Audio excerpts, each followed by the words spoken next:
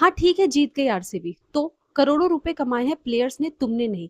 क्या है ये? किस तरह का जाहिल और गंवारपना है? अभी पिछले साल ही ऐसे ही सेलिब्रेशन में करीब 11 लोगों की मौत हो गई थी, लेकिन फिर भी इन लोगों के अंदर बुद्धि नहीं है। और ये दूसरी तस्वीर है फ्रांस की। यहाँ पर कोई दंगे नहीं हो रहे हैं, बल्कि वहां पर उनकी ही फुटबॉल टीम के जीत जाने पर सेलिब्रेशन हो रहा है। और सेलिब्रेशन भी किस तरीके से मनाया जा रहा है वो आप खुद ही देख लीजिए। मतलब दुनिया भर में जाहिलों की कोई कमी ही नहीं है। अच्छा, अब ये सब छोड़ो, मेरा तुम सबसे एक सवाल है। अपने मन में किसी भी 3 प्लेयर का नाम सोचो और अब ये सोचो कि इनमें से किसने किसी भी आम जनता की किसी भी तरह की परेशानी पर आवाज उठाई है। देश में पेपर लीक हो रहे हैं, रेप हो रहे हैं, इनमें से किसने आगे आकर लोगों की परेशानियों के बारे में बात करने की जहमत की है। मिलियंस ऑफ फॉलोअर्स हैं इनके। इनका एक मैसेज पूरे के पूरे सिस्टम को बदलने की ताकत रखता है। लेकिन फिर भी आम जनता की हर एक इशू पर या कहीं कि मोस्टली इश्यूज पर यही लोग ठंडे पड़े रहते हैं। या फिर किसी एक्टर या एक्ट्रेसेस का ही एग्जाम्पल ले लो, जिनके एक सिग्नेचर को पाने के लिए या जिनकी एक सेल्फी के लिए आप इनके पीछे कुत्ते की तरह भागते हैं। लेकिन कब इन लोगों ने आपकी तरफ मुड़कर देखा